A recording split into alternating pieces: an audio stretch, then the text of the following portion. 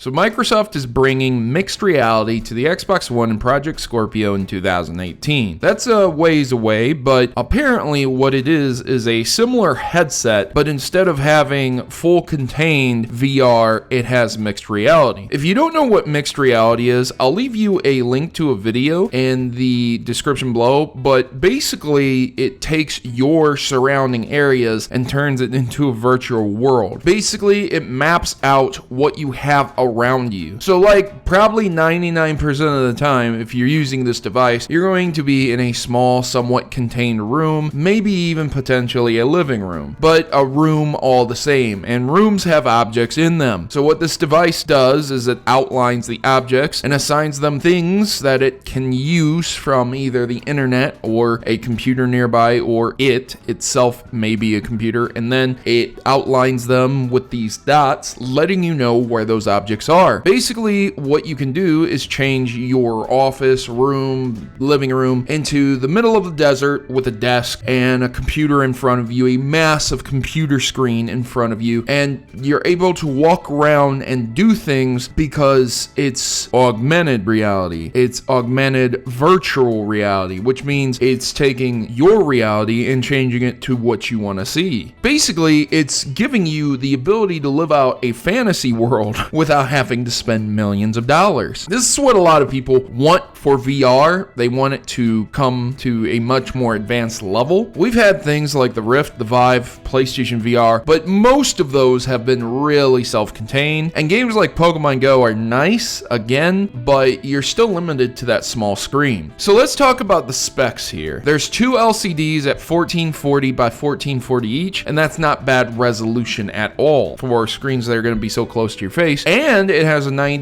hertz refresh rate, so that's really good. A lot of your standard screens these days have 60 hertz, but most games fail to even get up to that if you're playing on a console, so 90 hertz is nice to see from this. Real fast, clear refresh rate is what you need on these headsets. Then there's audio and microphone support through a 3.5 millimeter jack. I guess you have to say that these days because of what Apple pulled, and a single cable with HDMI 2.0 display and USB 3.0 data. So kind of working off of somewhat old display and transfer technology. There's no USB-C or something right there, but it is more mainstream that way anyways. So there we go, ladies and gentlemen. What do you think about this? Would you love to live in your own world? Do you think gaming like this would be easy? I think it would get to the point where it would be somewhat difficult to even program for it. I think it would be difficult to even run a game because the simulation itself might not understand and know certain barriers because it doesn't have them programmed. Let me know your comments in the section below. I've been your host, Protomario. I'm signing out. Thanks for watching. You guys have yourselves a great day. And as always, good gaming and God bless.